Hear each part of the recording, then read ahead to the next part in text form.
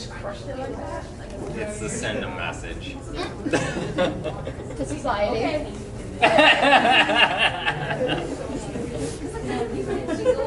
Stay wary. You better.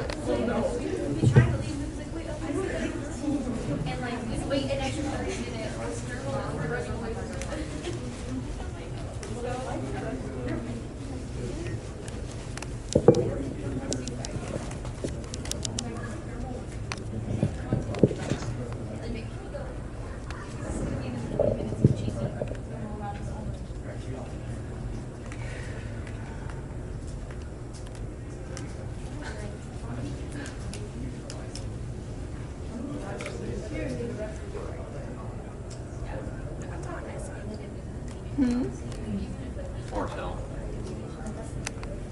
6:55.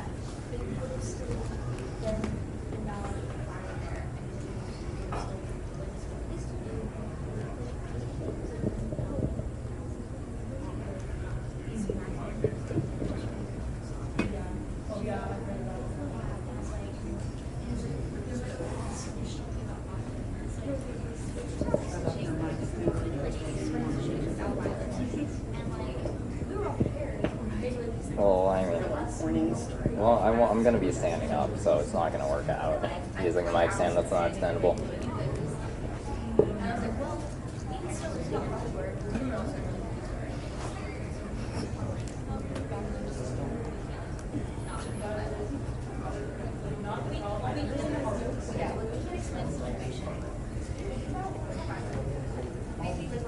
Is it a good photo?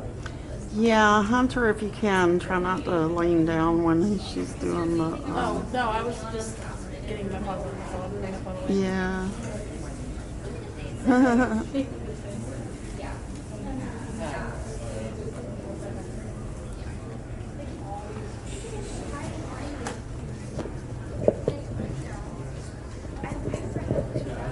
Gonna get started in just a few minutes, y'all. Just finishing up.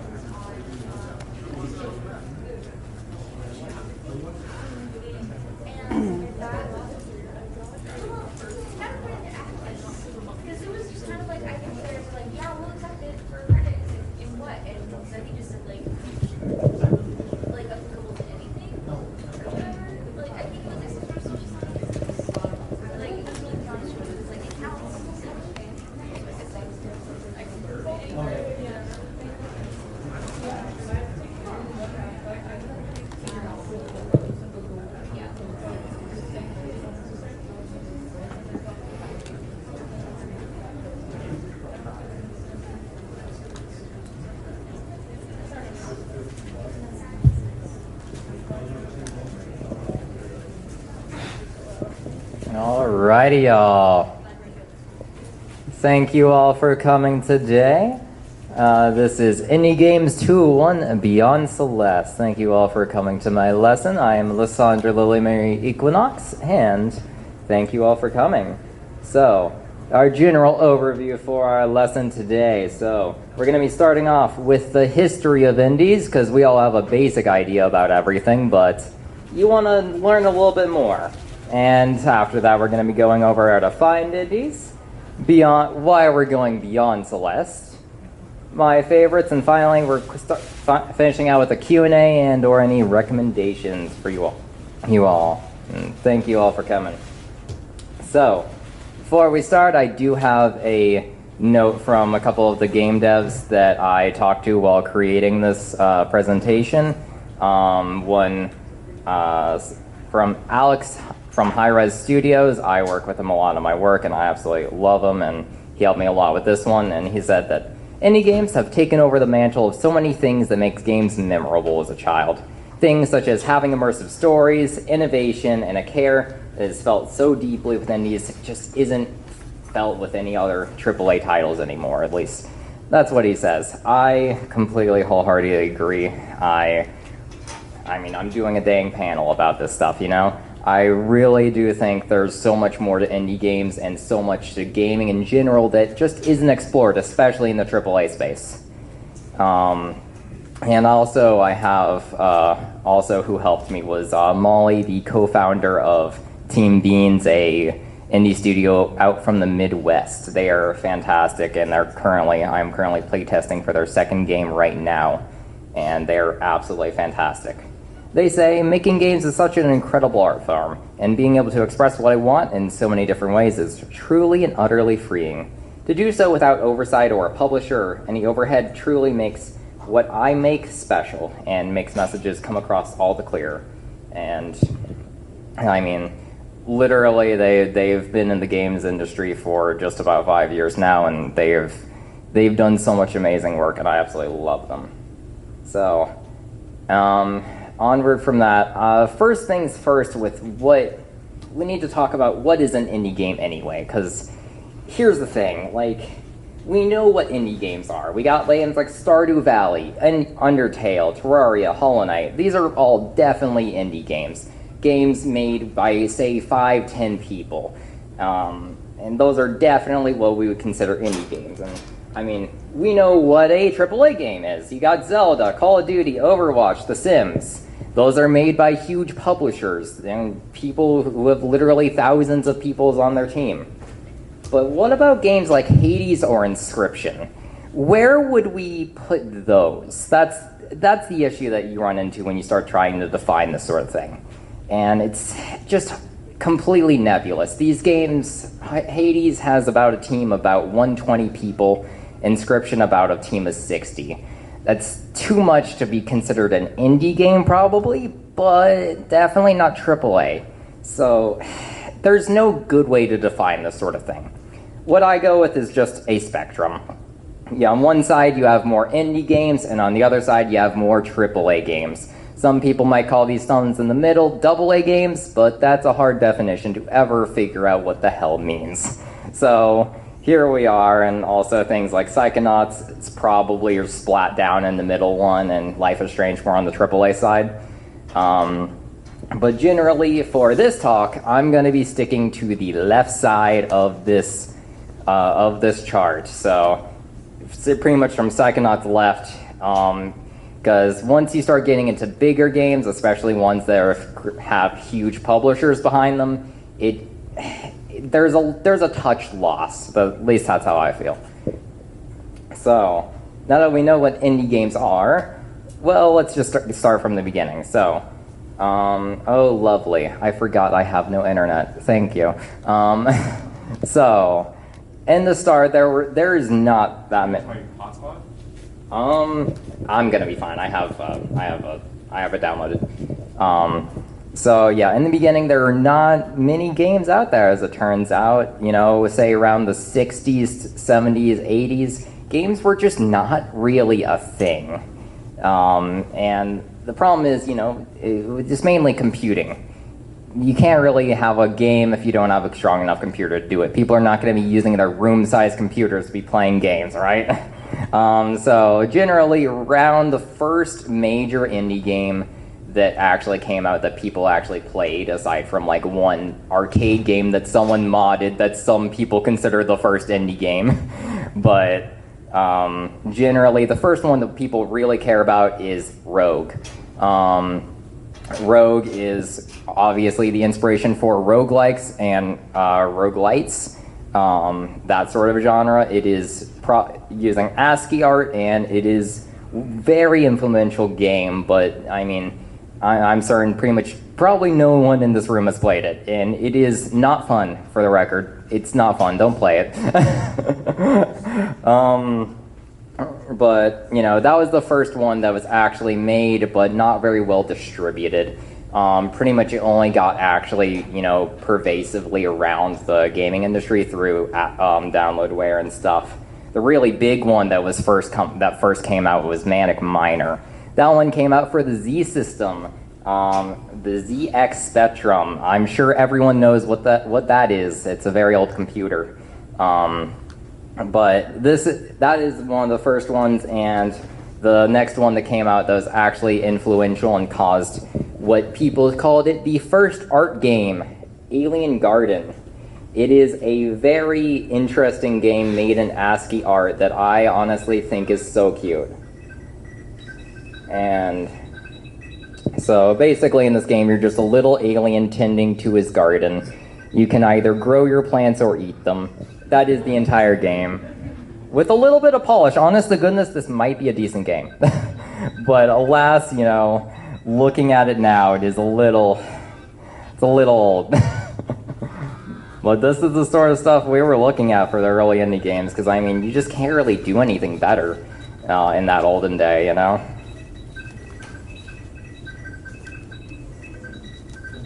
Excuse me, please pause. There we go. We got it. Alright. So, yeah. Alien Garden was considered the first art game, especially amongst, like, this sort of historian crowd. And, you know, the thing is with making games, it's really hard to make games if you don't have good tools to do so. Some of these games were literally programmed in assembly, the basic of basic coding for computers. And, you know, if you can't code a game well, then you're not going to be able to make a good game. And, you know, what if someone made a computer exclusively for playing games? Well, that's what we got consoles for. If it wants to load up, please. So, consoles. The NES, SNES, Genesis, this sort of era. People finally made a computer that just plays games. It is fantastic for everyone except indie devs and people who actually want to make their own games. Nintendo and Sega and Sony and all of them, they have a monopoly on these games because they are the only ones who can actually develop for them. Because you need a dev kit, or basically something you need, or basically a console that allows you to develop the games and plug it into a computer and whatnot. If you don't have a dev kit, you can't really make games. The best you can do is probably mod it. I'm sure we've all seen our fair share of really, really bad modded Pokemon. But alas, without dev kits, no one can make indie games. So during the time of the consoles, especially these early consoles, there was a complete drought of most any indie games. Only a few ones coming out on the PC, which are ultimately not very influential. But then something happened. PlayStation and Sony, actually, the original PlayStation, later on in its life cycle, got something called the Net Euros. This is what actually made indie games come out onto the consoles for the first time. Basically, what Net Euros was a online service, the first major online service for video games, surprisingly. If you don't want to count that Satellaview, we're not getting into this. But the Net Euros was the first thing that allowed indie games to share their work. And the developers actually were able to get dev kits for the first time, also the first dev kits out there. And because the Net Euros was such a thing, people were able to start playing indie games in their hands, and it's not just ASCII art. And my particular favorite is Adventure Game of this era. It's a very silly game where it's an adventure game where you're just this little guy running around, mostly talking to people, and it's just mainly based around humor and whacking little slimes. It's great. And I really appreciate that. And the thing is with the Net Euros is that the fact that they can't monetize it. How the Net Euros work is basically developers just uploaded their games to the Net Euros, and PlayStation would just cycle them out, and you could just download them whenever you want. But you can't monetize something you're giving away for free. That's the problem. And also when you're monetizing something and you have to pay for a dev kit, there's no point to making art like that.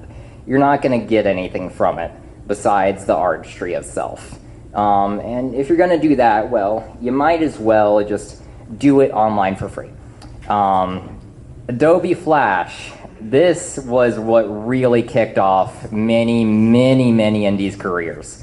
Adobe Flash really completely revolutionized everything, because we had video players, we had things like point and clicks and text adventures, but being able to make an actual video game, it was not really possible on the PC without actual coding knowledge.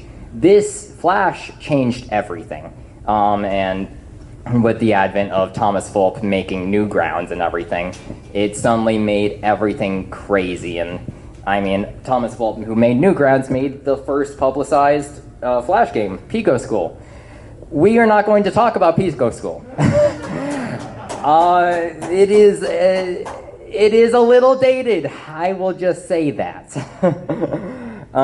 Instead, we have things like Alien Hominid, also made by Thomas Fulp. Motherload, Balloons, I'm sure many of us have played any descendants of that. Meat Boy, Storm the Castle, N+, and Fancy Pants Adventure. All of these, I'm sure, Flash games were a good part of our childhood here. So, I mean, all of these were the start of many indie developers' careers, like particularly, obviously, Thomas Fulp, of course, but people who made Meat Boy, N+, and Fancy Pants have all gotten official releases on Steam at this point. They have, everyone here has completely evolved, and certainly there's many more that have just made Flash games and then disappeared underground, and now they're part of a big development team. So Flash is like the biggest thing that completely revolutionized letting anyone create a game if they want to. Though it's still not the best tool. And when you're using something like this, you're not going to have you can't guarantee any processing power. So let's guarantee some processing power with the Xbox 360 Live Arcade. So as it turns out, when the Xbox 360 came out a year after, every single Xbox came with 1 month free Xbox Live Arcade and Uno. Although I guess Uno is not an indie game, we're not going to talk about that. But the Xbox Live Arcade was when indie games become truly publicized, particularly with the advent of Braid.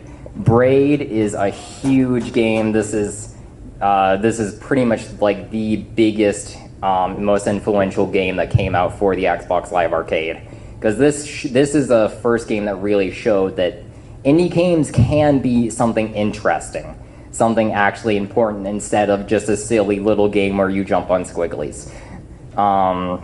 Instead, it's I don't want to say thoughtful, because there is some debate amongst the pretentiousness of the developer here, but there is a lot to it, and just generally it being a very well influential game. And things like Infiniminer, we'll get to it, I promise you.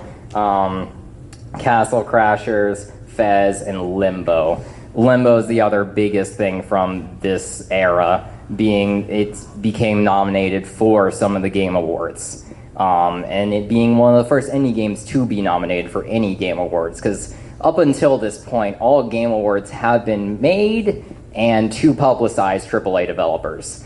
So for things that are made to be publicizing AAA developers, helping an indie game is insane.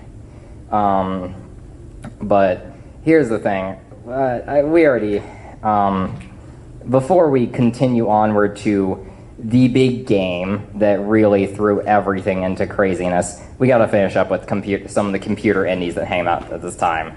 Yume Nikki and Cave Story are like the biggest ones from this time. Cave Story is something that I will personally hold close to my heart, even though I have barely played it, because it had revolutionized the Metroidvania genre. And it is genuinely one of my favorite games for that reason, and it actually made the genre exist, pretty much, outside of, obviously, from the big developers. And Yume Nikki, it is pretty much the game that started the RPG Maker horror scene. Obviously, there were a few before it, but this is the game that absolutely blew everything out of the water and made it absolutely huge. And I am not one well-versed enough to know much about it. My wife could tell you more, but I am not. This is not her panel right now. But it is one of the most revolutionary games for the horror genre in general. And again, literally made by one singular person. Amongst other games, we also have the original Spelunky, which was a Flash game, then now got remade thrice over, and now here we are with Spelunky 2. We got Dwarf Fortress, the most insane game I have ever played. Pro tip, don't play this game. You will want to blow your brains out. I swear to you, this is the most complicated game I have ever seen, and the developers have been working on this for 25 years straight. And they have been adding features for 25 years straight. Don't play this game. And well, also doubly so, it's not as bad anymore because they just added graphics recently, but for a while they didn't even have graphics, for the record. It was literally just ASCII art. It was horrible. I hated it. That's when I played it. But also, again, the most in-depth game I have ever played, made by just two people for literally the past 25 years. And for the longest time, they didn't even ask a single dollar for it. It's absolutely insane. I will forever adore Dwarf Fortress, even though I hate it deep in my soul. And finally, the last Japanese import, Toho Project. I'm not getting into this too much. I don't know enough about it, but it is a pretty important thing. Particularly, especially, we're at Momocon. Come on, y'all. I'm sure y'all see him Toho cosplay here. It's pretty influential, but I do appreciate it greatly. So, oh yeah, also Terraria. So I forgot this was also part of the slide. So Terraria came first. Let's make sure that's on the record. Terraria came first.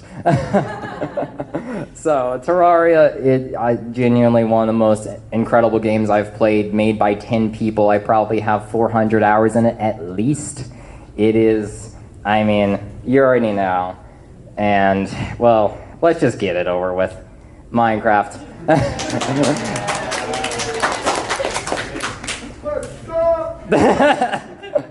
So, Minecraft.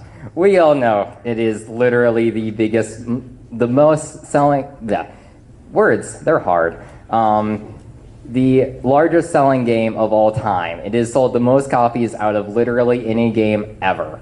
And it was literally just first made by one person and then around 10 for the longest time until it was bought out by Microsoft, and I have opinions about this, but I will not get into it.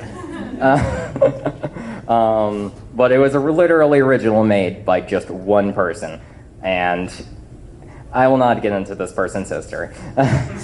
But genuinely, it sparked huge waves. I'm certain everyone has a Minecraft kid in their life. I was the Minecraft kid. Come on, y'all. But it is genuinely so important, and with the advent of Minecraft also came the startings of YouTube. And these two kind of propelled each other into absolute superstardom. With YouTubers starting their careers by playing Minecraft, and then Minecraft getting publicized by that, and having more people watch more YouTube. And these two forces just absolutely skyrocket each other into huge waves where, I mean, you cannot go into a room and have anyone not know what Minecraft is. It is that ridiculous, and for that to be originally made by just one person is insane. And this is where indie games really became influential, with the advent of Minecraft and the other big one, Journey. Thing is, Journey is the first indie game to actually win an award. Multiple awards, in fact. And this is what pretty much solidified indie games as something to be actually cared about for the public conscience. Sure, there's the people and, people who care about this sort of thing and are really deep in the lore, but people who don't know about video games, they know about Minecraft. They've probably heard about Journey. That's the thing. With these sorts of games, they actually are coming into the public consciousness, and I mean, from here onward is where we're really at right now at this point. There was, around 2015, there was a small scare of the quote indie apocalypse, but it was personally a very silly thing, worried about oversaturation and whatnot, but I personally think there can never be too much of a good thing.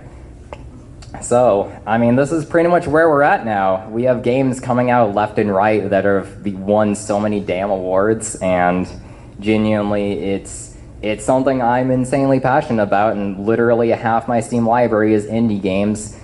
Honestly, that's an exaggeration. 80% of them are. Genuinely, it's...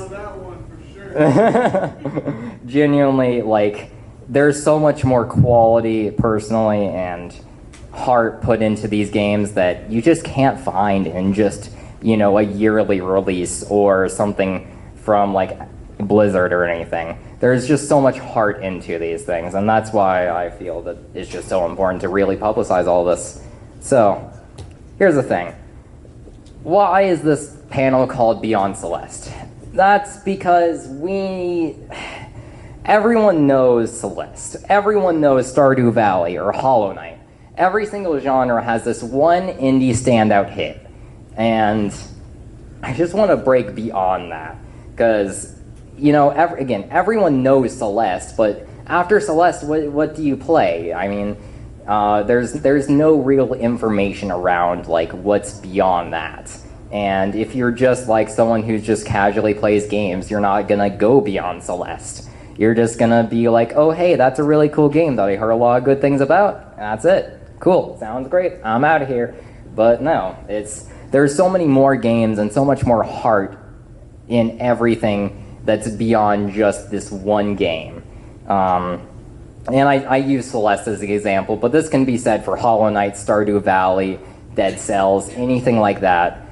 You can go much further beyond and get to something that's even, I personally think, not even greater, but have even more things. So, I mean, things like, if you like playing Celeste, you should try Wandersong. I'm not going to get into too much of a description for all of these, because these are just basic comparisons here, but basically Wandersong is a cute little adventure game where you play as a little bard and you are singing as your main method of communication. It's wonderful. Hollow Knight, I suggest Vernal Edge. That one's fantastic. It's very similar combat system to Hollow Knight, with a much more a sort of open world akin to like Final Fantasy VII, where you're literally in an air balloon as you fly around between islands. It's really cool. Dead Cells, I suggest Skull, the Hero Slayer. This one's a very interesting roguelike where it's just about swapping